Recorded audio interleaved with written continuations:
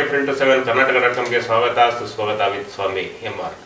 ಬನ್ನಿ ನಮ್ಮ ಜೊತೆ ಕೊಡಗು ಡಿಸ್ಟಿಕ್ನ ಸೋಮವಾರಪೇಟೆ ತಾಲೂಕಿನ ಗ್ರಾಮ ಪಂಚಾಯತಿ ಸದಸ್ಯರಾದಂಥ ಅವರು ನಮ್ಮ ಜೊತೆ ಇದ್ದಾರೆ. ಅವರ ರಾಜಕೀಯ ಚಿಂತನೆ ಬಗ್ಗೆ ಕುರಿತು ಎರಡು ಮಾತಾಡೋಣ. ಸರ್ ನಮಸ್ಕಾರ. ಸರ್ ತಮ್ಮ ಹೆಸರು? ಪಿ.ವಿ. ಮಾದಪ್ಪ. ಸರ್ ನೀವು ಯಾವ ಗ್ರಾಮ ಪಂಚಾಯತಿಯಿಂದ ಆಯ್ಕೆಯಾಗಿ ಬಂದಿರೋಂಥದ್ದು ಸರ್? ಮಾದಾಪುರ ಗ್ರಾಮ ಪಂಚಾಯತಿ. ಸರ್ ನಿಮ್ಗೆ ರಾಜಕೀಯ ಜೀವನ ಹೇಗೆ ಅನಿಸ್ತಿದೆ ಸರ್? ರಾಜಕೀಯ ಜೀವನ ಸ್ವಲ್ಪ ಕಷ್ಟ. ಈ ಬಾರಿ ನೀವು ಎಷ್ಟು ಮತಗಳ ಅಂತರದಿಂದ ನೀವು ಗೆದ್ದು ಬಂದಿರೋಂಥದ್ದು ಸರ್? ಇವಾಗ ನಾವು ಸಾಧಾರಣ ಎಲ್ಲಕ್ಕಿಂತ ಒಂದು 100 ಮತಗಳಿಂದ ಅಂತರದಿಂದ ಜಾಸ್ತಿ ಗೆದ್ದು ಬಂದಿದೆ. ಟೋಟಲ್ ಎಷ್ಟು ಮತಗಳ? 700 ಪೂರ ಆಯ್ತದೆ. 700 ಮತಗಳು. 900 ಸರ್ ನೀವು ಯಾವ ಪಕ್ಷದ ಕಾರ್ಯಕರ್ತರಾಗಿದ್ದೀರಾ? ನಾವು ಬಿಜೆಪಿ ಪಕ್ಷದಿಂದ ಕಾರ್ಯಕರ್ತರು. ಸರ್ ಇವಾಗಲೇ ನಿಮ್ಗೆ 3 ವರ್ಷದ ಕಾಲಾವಧಿ ಮುಗ್ದೋಗಿದೆ. ಈ 3 ವರ್ಷ ಕಾಲಾವಧಿಯಲ್ಲಿ ಯಾವ್ಯಾವ ರೀತಿ ಜನಸೇವೆಗಳನ್ನ ಮಾಡಿದೀರಾ? ಯಾವ ರೀತಿ ಅಭಿವೃದ್ಧಿ ಕಾರ್ಯಕ್ರಮಗಳನ್ನ ಮಾಡಿದಾರೆ ಸರ್?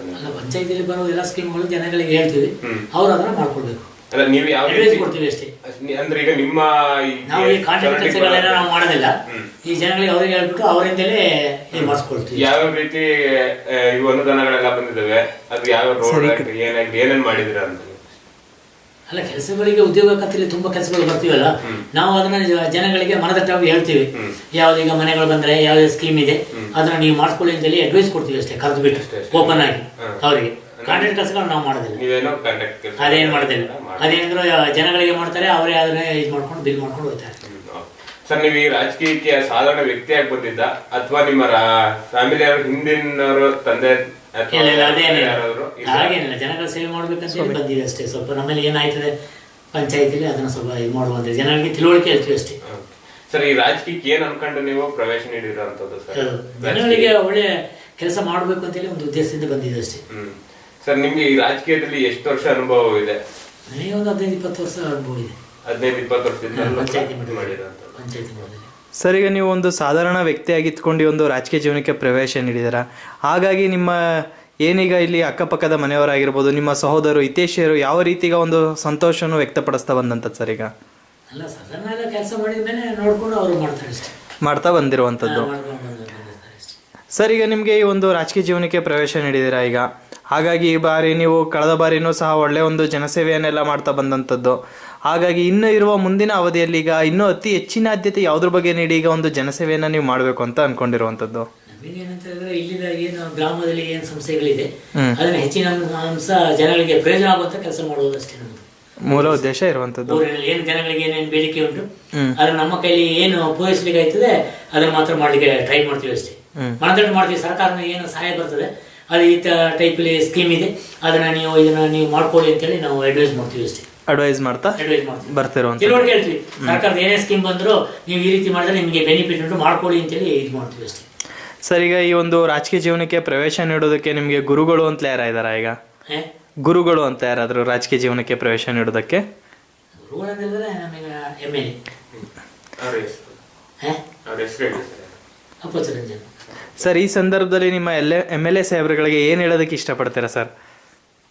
ಅಲ್ಲ, ಅವರ ಮಾರ್ಗದರ್ಶನದಲ್ಲಿ ನಾವು ನಡ್ಕೊಳ್ತೀವಿ. ಅವ್ರು ಯಾವ ಕೆಲಸ ಏನು ಹೇಳ್ತಾರೆ ಅದು ಮಾಡಿ ಅಂತ ಹೇಳಿದ್ರೆ ಜನಗಳಿಗೆ ಉಪಕಾರ ಆಗುವಂತ ಕೆಲಸಗಳು. ಅದು ಹಾಕೋದಾಗ ಯಾವ ಪಾರ್ಟಿಗಳನ್ನ ನಾವು ನೋಡೋದಿಲ್ಲ, ಯಾವ್ದು ಕಾಂಗ್ರೆಸ್ ಆಗಲಿ ಬಿಜೆಪಿ ಆಗಲಿ ದಳಾಗಿ ನೋಡೋದಿಲ್ಲ.